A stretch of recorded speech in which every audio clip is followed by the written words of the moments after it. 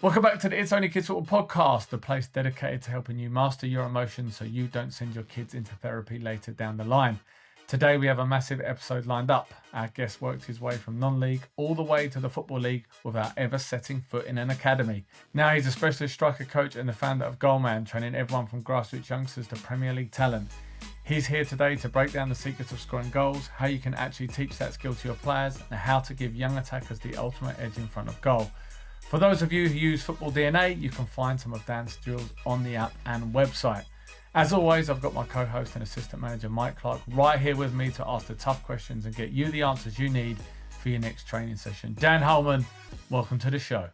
Thanks a lot, guys. Yeah, good, all good. Thank you. We love your stuff. Like watching your clips that you put up because you actually break down the goal scoring, the sort of details of it, the mechanics, which is really useful when you're, as a coach, as we are, we coach our son's team, and you're passing those little details and snippets onto young players.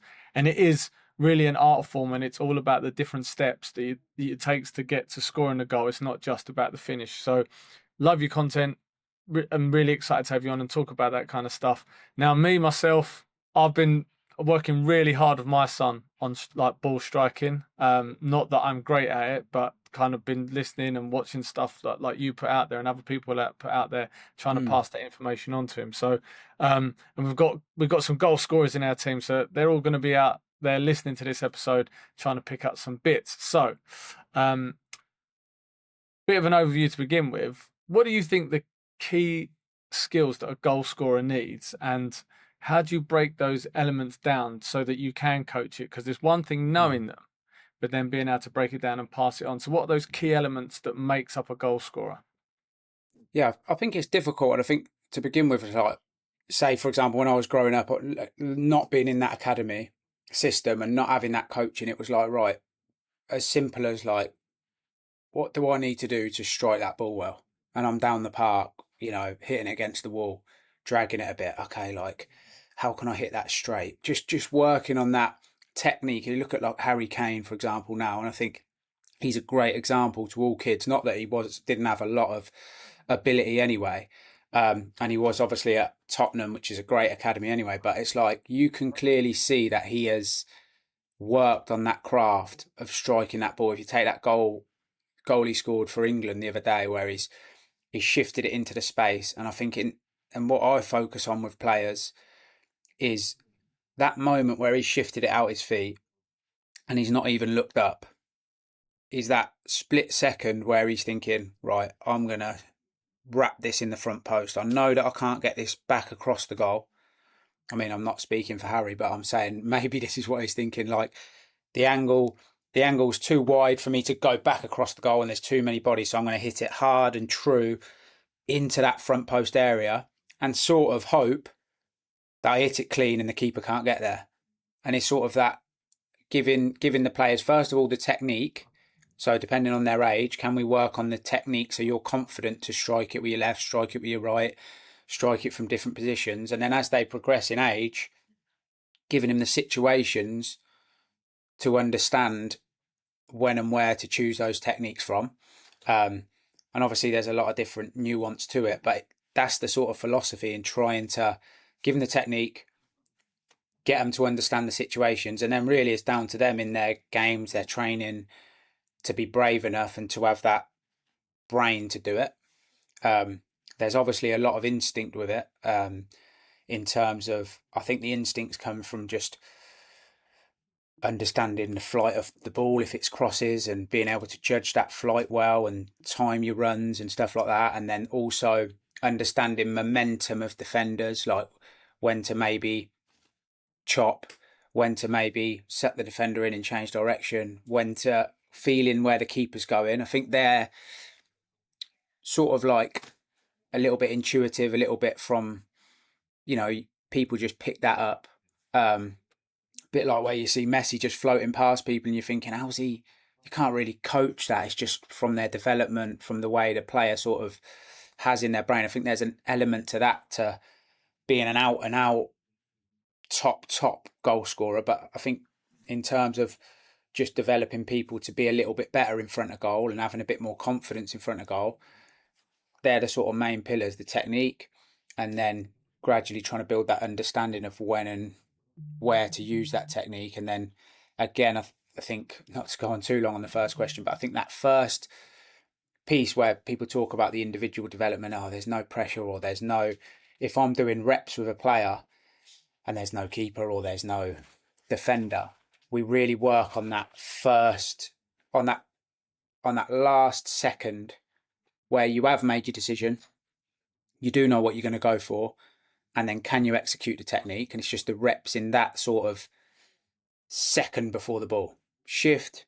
decision, execute. Because in that moment in the pitch, there are situations where you are in that, I've shifted it down the line, I'm on my left foot, head down, I'm committing to this, strike. Or Kane, for example, the other day, I've shifted it into the space, decision, front post, connection. It's that little last second that, as you get a bit more advanced, we really put that emphasis onto, because you know what it's like a kid shifts it out of their feet, they see loads of people coming to them, busy, maybe they just get their head up and smash it, or can they stay focused in, it doesn't matter what's coming at me, it doesn't matter the situation, it doesn't matter the whole nation's watching me,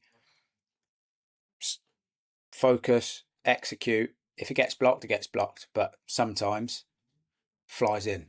Yeah, I always think that. I think when it comes to like kids football, it's we're trying to teach her, and it's something that Ben and I have learned over the years now, is that, you know, you're trying to teach them for scenarios, but there is a billion different scenarios that can happen on a pitch, infinite amount. So it's really difficult to, you know, we were like, if this happens, then you do this. If this happens, you do that. And we realized quite quickly that you're never going to be able to do that. But teaching them broad scenarios, and I think what you're saying there is around like getting the technique right. So if you know, if you shift it out onto your right, this is the type of technique you're looking for. But there's, like I said, there's just so many different scenarios, and getting a kid to choose the right technique, the right decision is so difficult because they're learning, right? They're picking up new things all the time. How do you, and actually this is kind of two-parter, but the thing that I always think of is sometimes you get those strikers where if they don't have to think about it, they're brilliant. You know, if it's instinctive, then they're a goal scorer. If they have to think about it, and you see this in the Prem, right? If they have to think about it, they've got more time on the ball. That's when they can start making mistakes. And I found that with kids, it sometimes can be quite similar. If they don't really have to think about it, and they don't have to go through all of this different scenario building in their head, it can be easier for them. Is that something you teach around that instinctive nature of striking the ball, or is it more systematic and building up to different scenarios? Yeah, I think like we won't coach anything we don't need to coach. So like if I get a kid and like say right, we're going to work on you cutting in and bending it in the far post, and he does it, and he looks like he's got a nice shape and a nice technique. Like I'm not going to go in there and trying to say, oh, think about this, think about that. You know, some people naturally can just feel a certain technique or situation. I think obviously my position is like I'm in that individual or small group setting where I think there's striking the ball and there's finishing are slightly different things. I think finishing is that like you said, where there's that natural sort of understanding momentum, understanding space, being able to just prod it through there or just find the right angle at the right time. I think you just got to leave them to that. Maybe put some reps in around like, yeah, get across him, finish it there, just for repetition's sake. But what I'd focus on is those areas of where we know will happen often. So, for example, if we took, for example, Kane's miss on his left foot, was it the first game where it's bounced off the bar and it's like rising up? That's a tough technique, and if anyone in the world you want to hit it, it's Kane. But they're the little ones where, for me, that isn't instinct, that's technique. Like you can't trust your instinct to, as that ball's rising up, get over it, drive it a little bit low, maybe take a bit of pace off it, whatever you're going to do in that situation. I think there's certain situations we can teach. And I think the thing about developing young players in this is it might not happen for 5 weeks. It's got to be a bit of a long-term piece of the puzzle that you're just gradually working on and trying to improve. And I think it just improves your game and your confidence in general as a young player. So say, for example, you know, they're doing a lot of 1v1s, they're doing a lot of small group training where there's a lot of chaos, 1v1s, moving your feet, getting better on the ball that we see everywhere, which I think is great for young players to do in terms of their movement, mobility on the ball. Then they've got their team training where they're trying to implement that in there.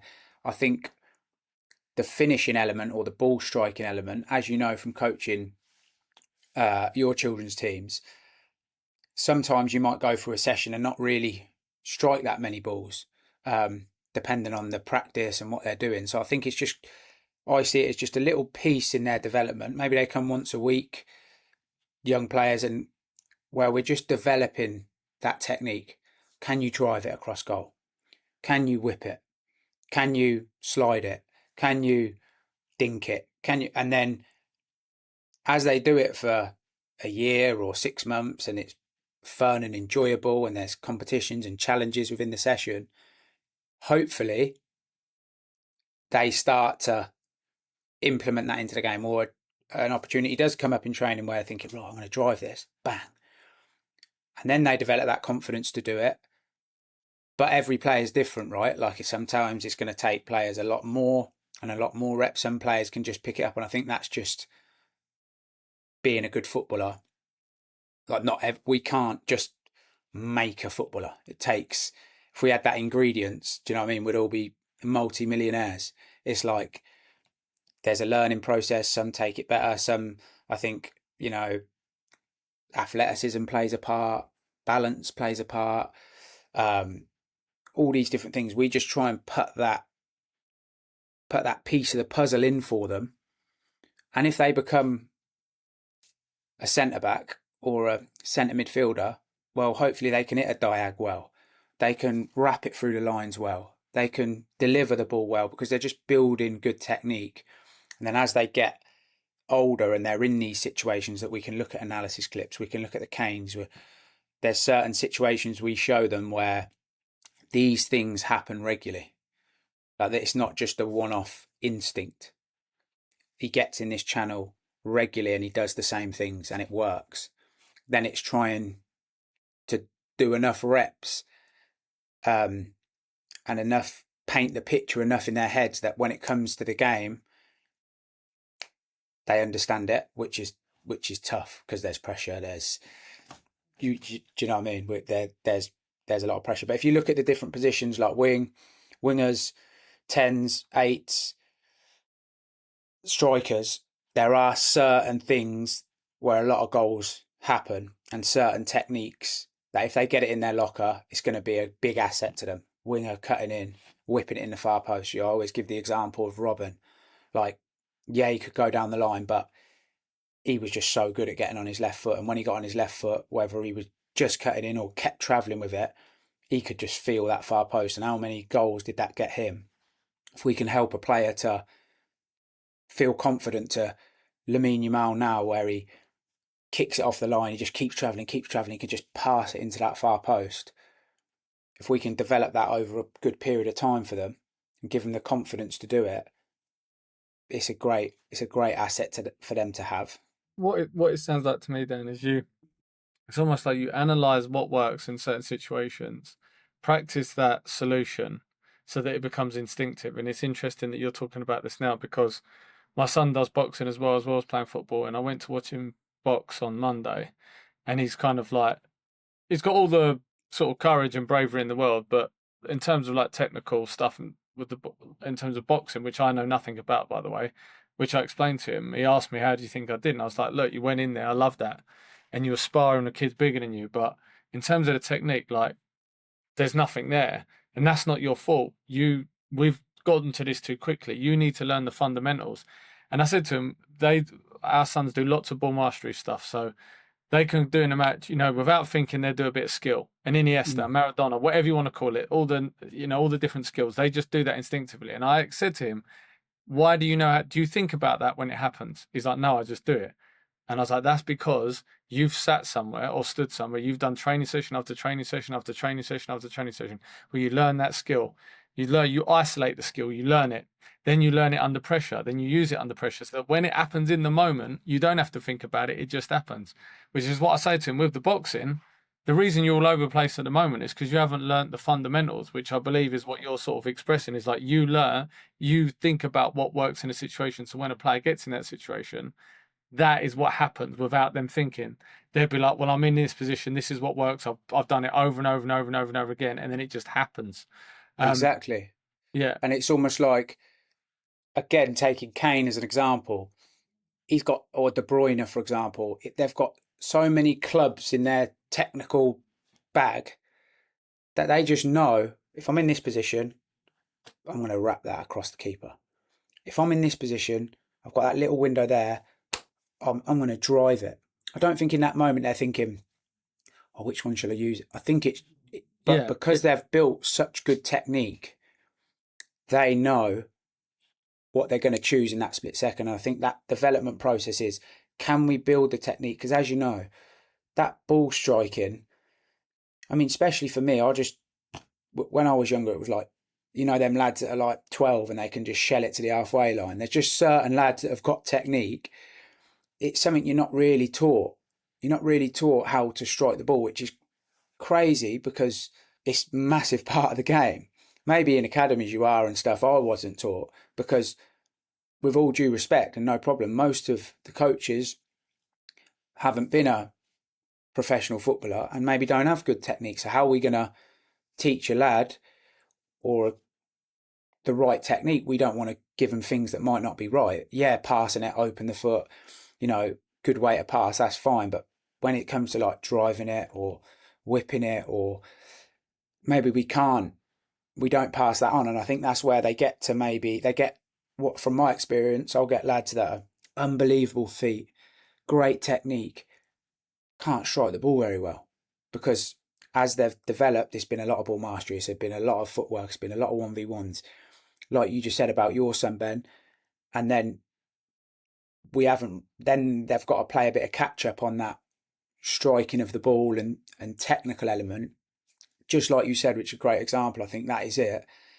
Can we put them in scenarios where they are learning how to strike the ball and striking the ball, not necessarily because of this specific situation, but just getting the technique, putting the reps in with the technique, left and right foot, so that when they do develop, if they do continue to love football and play, and then they can channel it into whatever position they're playing or whatever situations they're in most.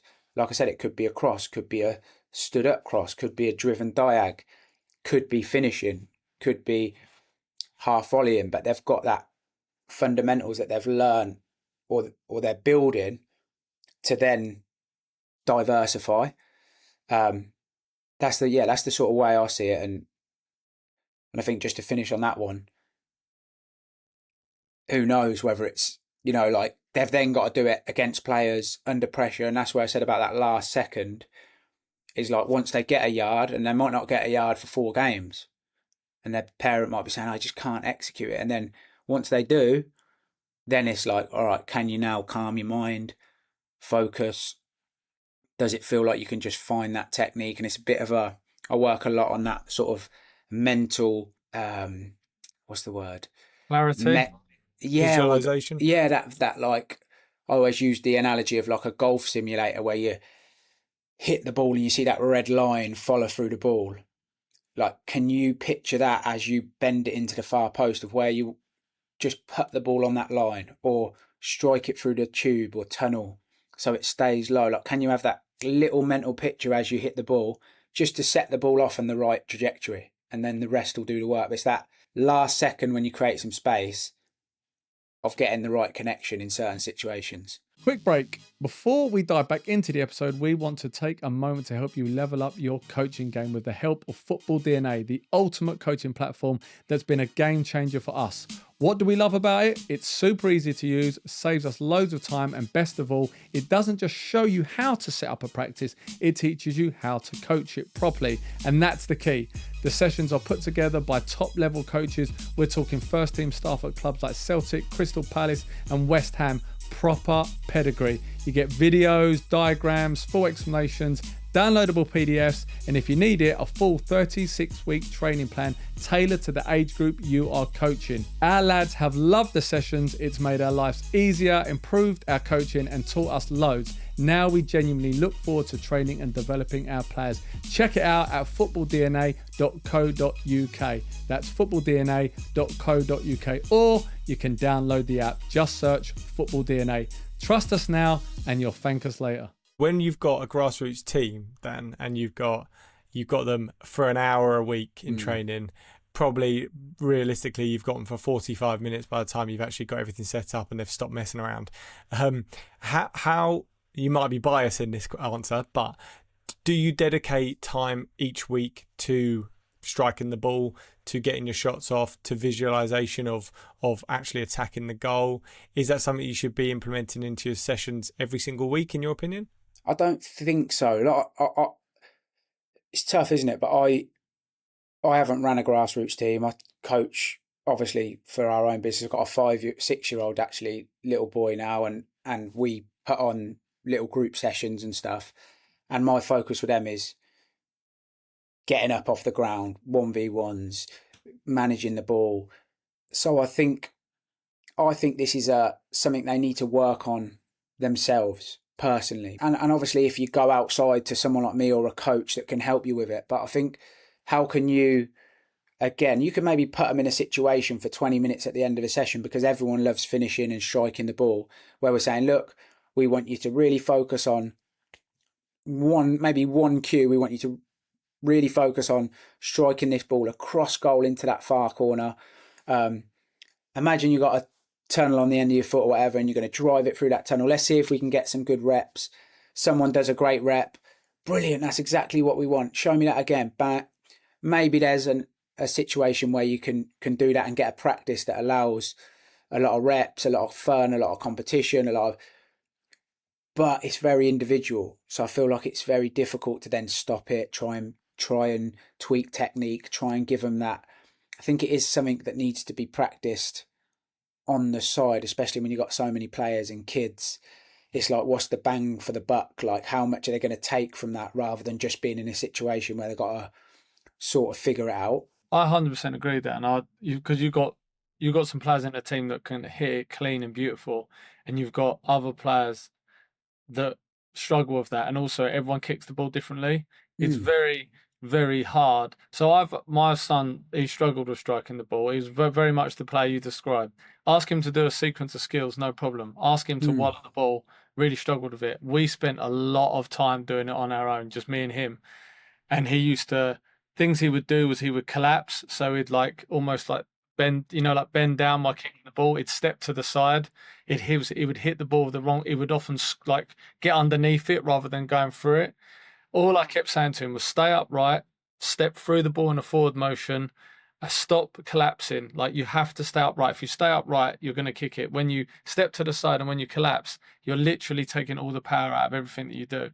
And I can't tell you, we spent hours just every time. By the way, I'd be getting so annoyed with him as well, because he'd do 5 in a row. Especially when it's your son, it's hard work, isn't it? He'd do 5 in a row. I'm like, yes, we've got it. Then we go back the next day. What happened? Why are you doing that thing again? I always give this analogy, Ben, of it's like foam rolling in the gym. Like, you roll to obviously loosen your muscles. You then get a new range for that session you go into. So say with foam roller, quads, hamstrings, calves, stretch. Now you've got a new range that you can move through for 60 minutes. You go back the next day, you haven't got that range anymore. It takes time to foam roll again, stretch again, build strength through that range. Now, after a month, now that new range has been built. It's like I'm not saying you have to go and strike balls every day, but it's like you've got to do it, then they're going to be back to the same again the next day. Then you got to find that again. Then you got to do it until they're slightly better. That's why I say some people it's like that, but look at how much time it takes for a 4-year-old who starts kicking a ball to get to a level where they're doing step overs, chops. It's practice, reps, frustration, falling over, can't do it. And as a dad, I've been there. You're like, just roll it to the left of your body.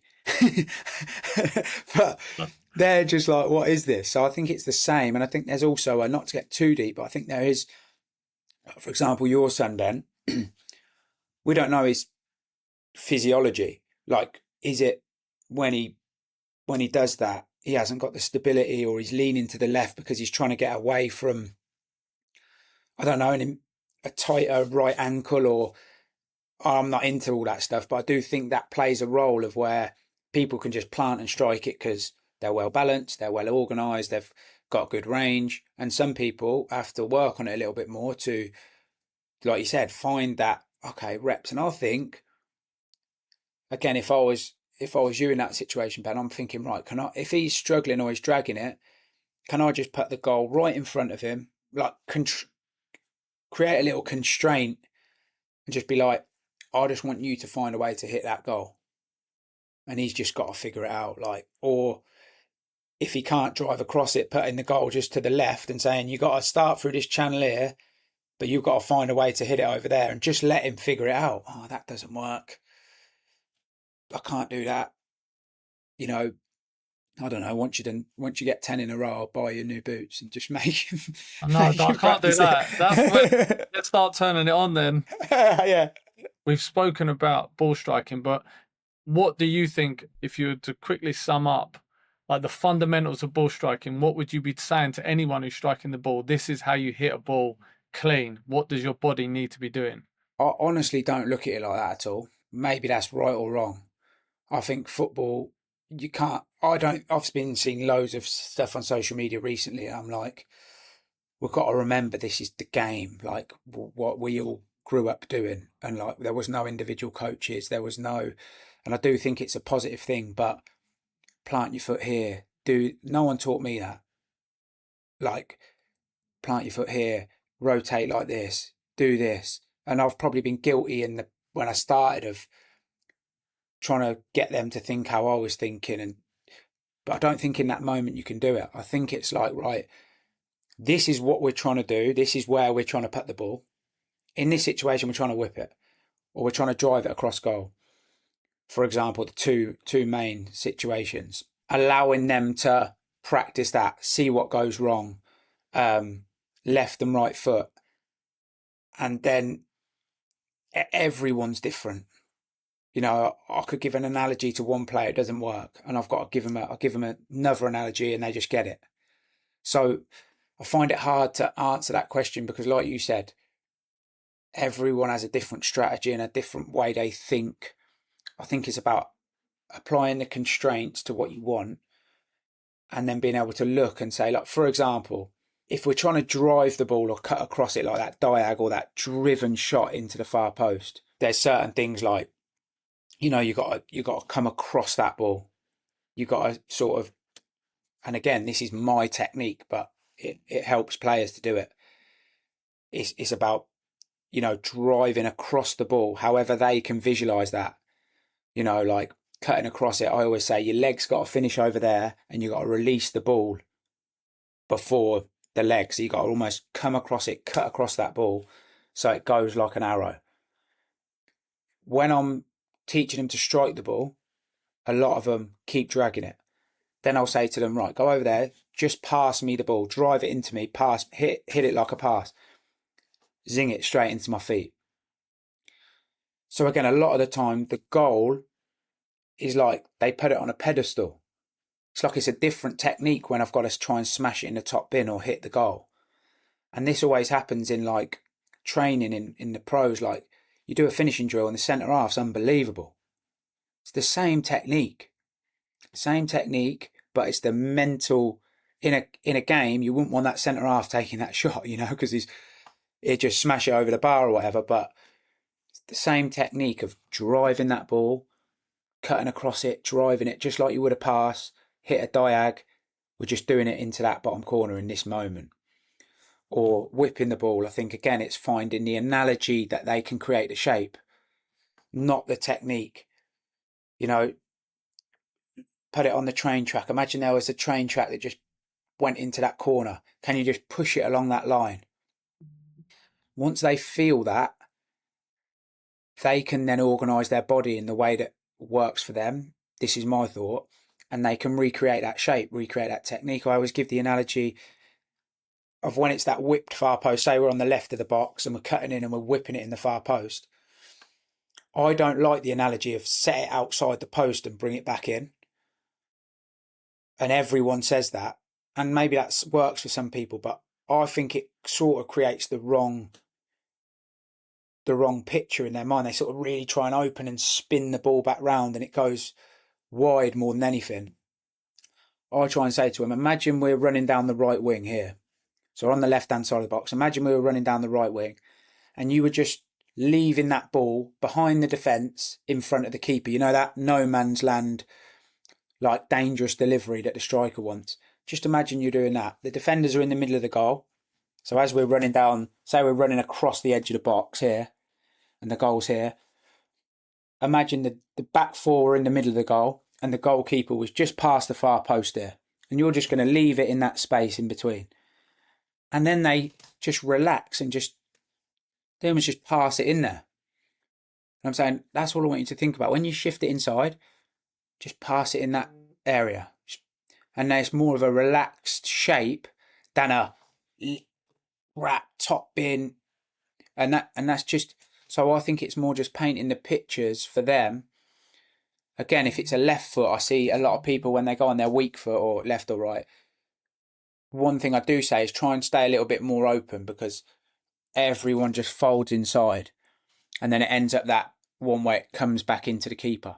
So can you just, as you're about to hit it, can you just stay a little bit more open, knowing that you're probably going to collapse a little bit because maybe your balance isn't as good. So as you hit it, your brain's telling you this is going in the far post. But realistically, the balance isn't quite the same and the connection from the brain to the foot, whatever it is, isn't quite in line. Like me playing darts, like if I'm aiming for triple 20, even though I'm looking at it, it's not going there. So it's like same with that weak foot, like figure out where it seems to be going. And if it's always falling in the middle, can you just stay a little bit more open? Can you sort of adjust to what's actually happening? And then they start feeling, sometimes I say to them, I want you to put this wide of that post. And they can't do it. They keep putting it in the middle. Like, no, kick it wide. I don't want it to go in the goal. Kick, just so they can feel what needs to happen. And they're like, just bring it in a little bit from that. And then they're like, okay, that's how it feels to get it in the corner.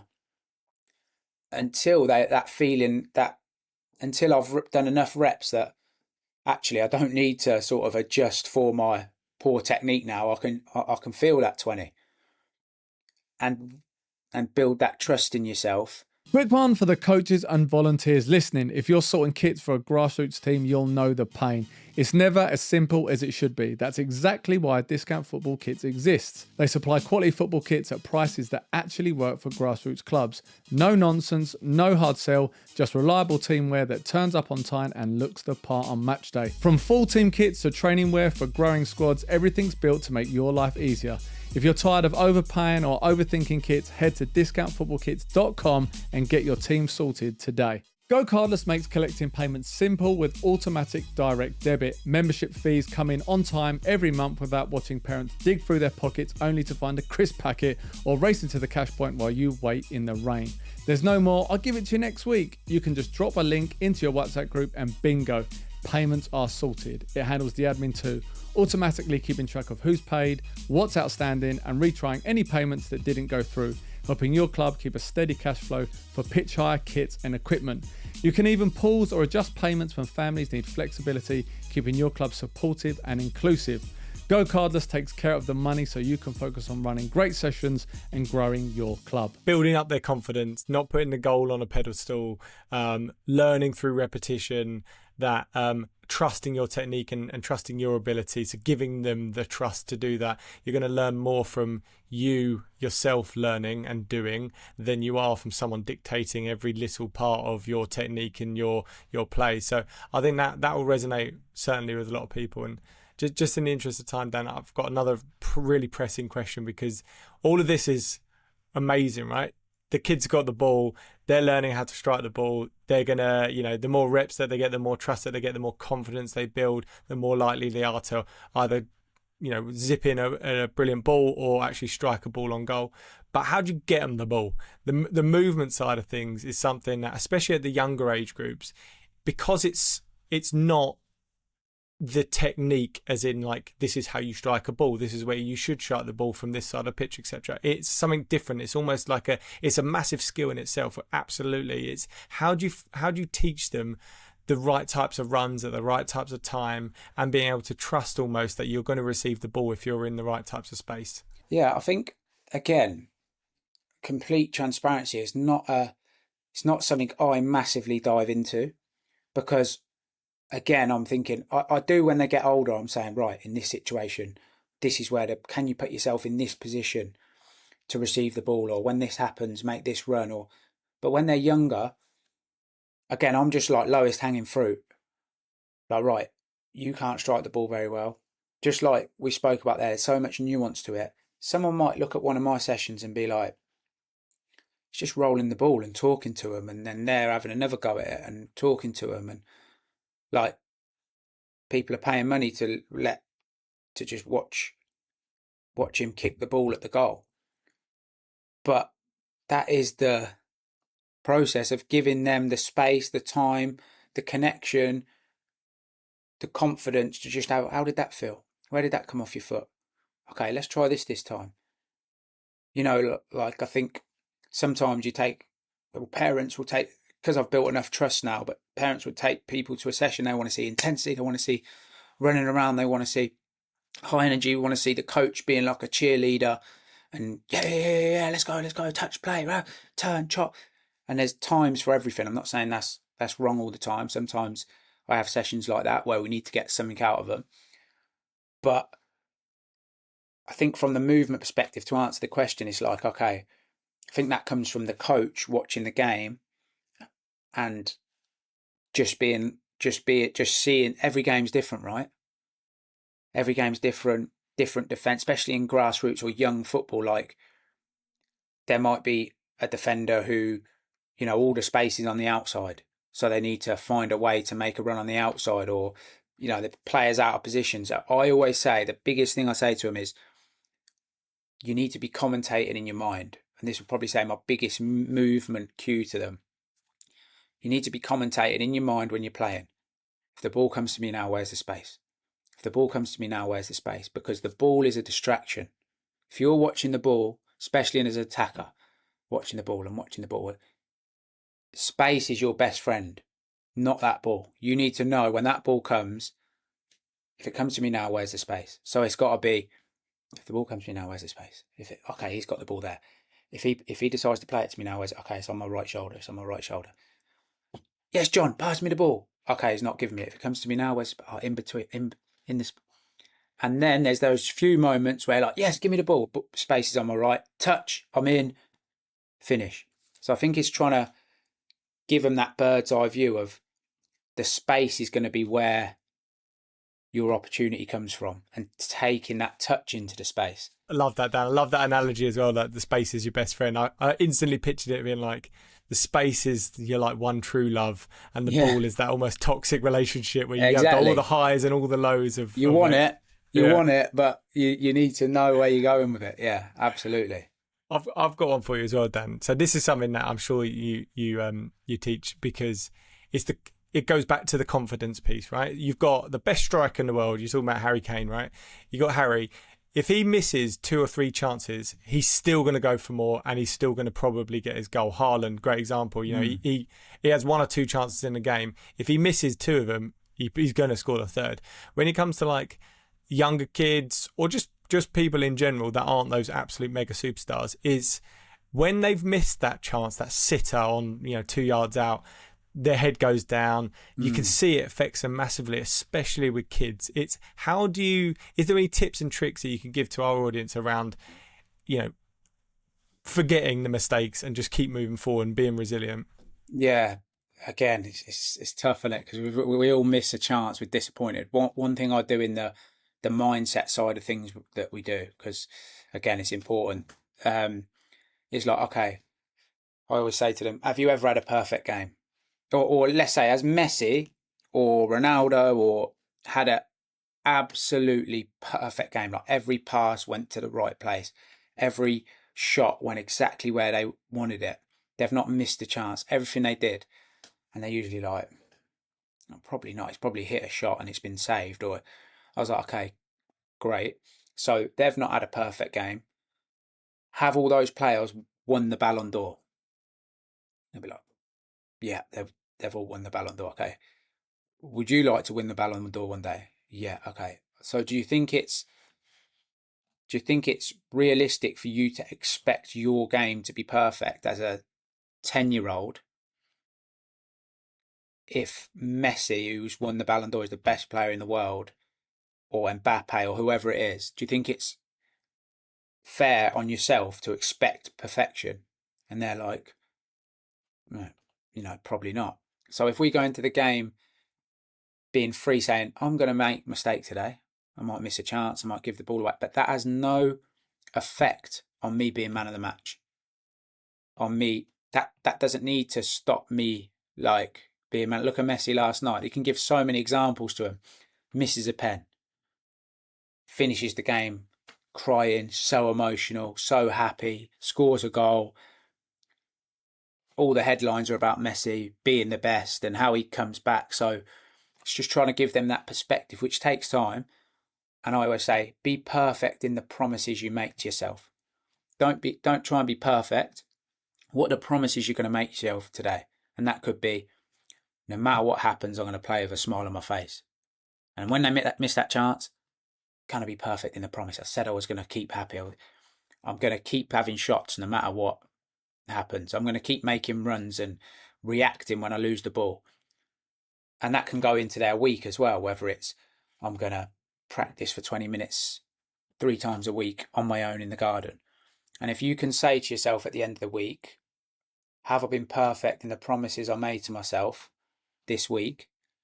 I promise you're going to feel confident and you're not going to be as worried about missing a chance, because you can say to yourself, I did everything I said I was going to do, and what will be on this pitch. If I miss a chance, Messi misses chances, Messi misses pens, Harry Kane misses pens, they miss chances. Your favourite players, all of them have still had all the success in the world that we would love to have, and all these things happen to them. And I just think it can give them a little bit more of a perspective on their little tick list at home to say 10 things, I did all 10 this week, I can be free. And when they're in that free mindset and more relaxed and proud of themselves from what they've done, they play much better anyway. Yeah, I think I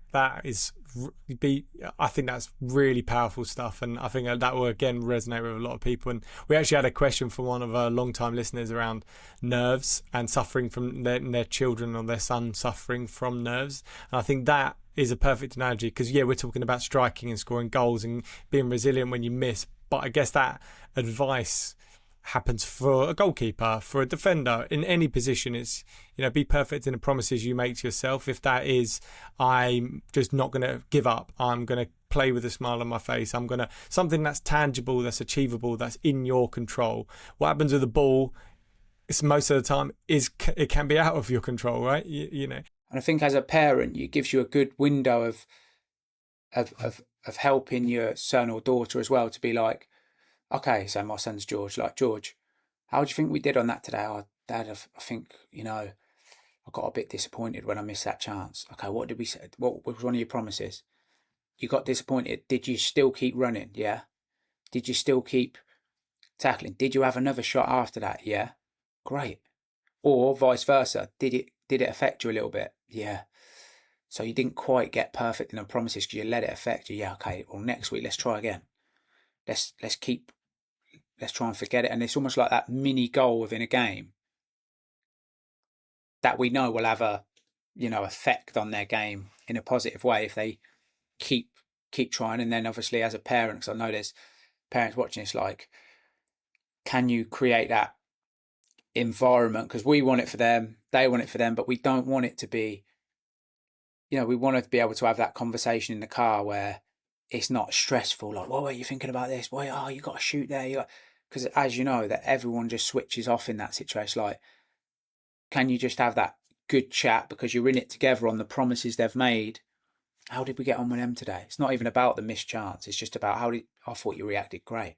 You could have easily scored. Like, that was a great save at the end there. But the fact that you kept going and kept doing it, if you do that for 6 weeks, how many goals are you going to score?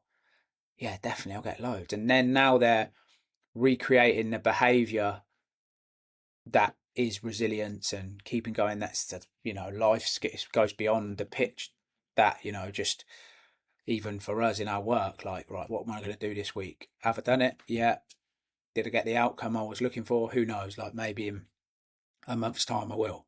Yeah, I think so we've had similar-ish analogies in the past from other coaches and pros that we've had on, but I think that one really it's broad enough but specific enough that it's so easy to implement, and it's those types of little tips and tricks that we hope resonate with people. And usually what happens is, right, across a whole episode is like couple of things that really like hit home with people, and then it makes a massive difference, and it can make a difference for a whole I was going to say a career then, not necessarily a career in grassroots coaching, but their whole time within grassroots coaching, they could use that little thing in their head, little tip in their head, and it genuinely makes a big difference. I really appreciate that. No, I think just to finish on that one, because I'm passionate about this, is like, especially when we're coaching young people, it's like at the moment we're there to, they've got passion for football. That's the vehicle that we're coaching them in, and we can get so bogged down in the details and the nuances of making them better at football. But if we could just create an environment that facilitates them to work hard, to be resilient, to be a good teammate, to not give up, to want to win, but understand that, it's part of winning is losing. And they're not all going to be professional footballers. And at 16, some of them might not even be playing football anymore. However, they leave your grassroots environment, or we've all got that person, the teacher or the friend or the mentor that when we were growing up, or whoever it was, brother, sister, that was that real positive influence, and you could still remember the things that they told you. It's like, how can we create that culture and that environment where, okay, yeah, we're trying to get them better at football, because part of that is trying to do the best we can, trying to improve ourselves, going through the frustration, working hard, doing things we don't want to do sometimes to get to a goal, but keeping the perspective that most of these aren't ever going to play football, and they're definitely not all going to be professionals. But can they all maybe one day run their grassroots team and have a big impact on a load more kids? Like, we're just trying to make as big an impact on the next generation as possible. And my vehicle at the moment is through football. Your vehicle is through football, and just creating that. That's my biggest thing. Finishing, whatever. It's more just the dedication, the commitment, the frustration. And if they become a Harry Kane, amazing. If they start their own coaching business when they're 21 and do the same as I have, amazing as well. Yeah, absolutely. And you're just trying to create a well-rounded human being, right? And that and we say this time and time again, is that all of the skills you learn through sport, doesn't even have to be football, it can be any sport, around resilience, around commitment, around that passion, teamwork, there's countless different scenarios, it really helps you further down the line. You might have nothing to do with football when you're older. You might just play the odd five-a-side as an adult, but I can guarantee a lot of the skills you've learned from playing football, you take on into your job. And I actually found a stat, it was 70% of the FTSE 100 CEOs have played a level of sport up until they're an adult. So, that just shows you that the best leaders in the world, they use sport as a vehicle for the further career. But I actually think that's probably the best closer of the pod. But I do have one more question. I think I know the answer to this one from you, from what you've already said. But it'd be remiss of me not to ask it. Is when you're our perception and our understanding of the strikers, right, and becoming a striker, you basically are listening or watching TV, and you're watching the pros that have done it at the highest level, and they're all different. A Shearer to a Lineker to a Ian Wright to a Harry Kane to a whoever, all of the top pros in the game. Like, you look at Lineker, and he's very vocal that he would always read the goalkeeper and then act accordingly to that. Others maybe are just smashing through the ball and they've got different techniques.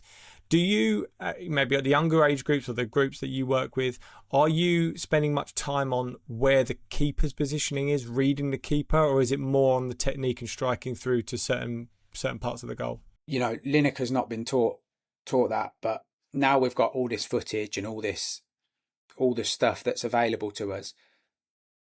As they get older, and I work with not just strikers but wingers, midfielders, all about that goal scoring element, adding goals to their game, because I genuinely believe that will improve their trajectory. I think it's like an unwritten, unspoken message. Like even if a centre back scores 6 goals, 8 goals a season, they seem to get a move. It's just extra value, right? So I think that we do when they get to a certain age and they're getting chances and looking at the keeper, but when they're younger, I think lowest hanging fruit again. You can't give them too many messages. If I'm saying to a 10-year-old, think about it, he's coming out at this angle, kick it this way, the space is there in the goal, but he can't strike it that well yet, or he's still got, I just try and concentrate on keep it simple, build that technique, hopefully in a game, you know, he'll and then when he gets to a certain level, when, okay, maybe there's a bit more on the line, or he's going for certain things, he's trying to get into the academy, or he's in the academy, he's trying to get a scholarship, or he's in a scholarship, he's trying to get a pro, or he's trying to get into the first team, or, you know, then we're like, right, okay, what positions you're getting in this situation, can you see that this happens a lot? And then we go into that detail, because now I don't need to teach a pro how to strike the ball. Sometimes we can help them improve the consistency, but they've got a good foundation. Now it's about situations, keepers, understanding defenders, momentum, movement, small margins that they can click into and pick up. I think at that lower age, it's like, what do we need to teach? You know, you're not going to teach algebra at, you know, reception. It's like, just build it up. Makes total sense. And listen, Dan, I thought that was superb. So many nuggets there that our audience will really resonate with. But if people have got questions, if people want to reach out and learn more about you and your business, where can they find you, Dan? Yeah, so Goalman on across social platforms. We obviously have sessions. We have our sessions in Northampton, but I've just started a goal scoring academy on a platform called School. So if they go on my Instagram, they'll see that we have a 7-day free trial, and all the things we spoke about there, like in terms of from the foundational technique. So you have a call with me to start with, and then they've got like a little technical assessment. And then we have the foundational wingers, strikers, midfielders, building the technique, but also the analysis videos that go with the technique. So it gives them a bit of an idea. Because one thing for me, again, just to finish, Mike, is like, there's something about this coming from yourself, looking at clips, going out and practicing it. Okay, that worked, that didn't. Figuring it out for yourself. As much as I'm a coach and I want people to come to me, I think a dad with their kid in the garden, or the kid seeing the clips and practicing the garden, 20 minutes, 10 minutes, half an hour, a pro after training, looking at the clips, practice himself, I think there's something about that builds your confidence as well, rather than a coach saying, right, we're going to do this today, and there's no thought process in it from the individual. It's just like, okay, do that, finish it, you know. So I'm really passionate about trying to give players the tools to do this on their own, and start have that responsibility that I want to get better at this. I've got the tools to do it, and it's just about my effort to do that. If you're a parent who spent the whole match wondering how your kids managed to miss a chance from 3 yards out, or you're worried they'll end up scoring fewer goals than Jamie Carragher, do yourself a favour and listen to this episode. Dan's got loads of simple, practical advice that will help any young player become a better finisher. But more importantly, it's to help you and your child understand what goal scoring actually is. It's a skill, not magic. They're learning, they're developing. So stop stressing and remember, it's only kids football. If you enjoyed the podcast, please take 2 seconds to hit the subscribe button and turn on notifications so you don't miss future episodes. And if you want to check out our previous episodes, just click here.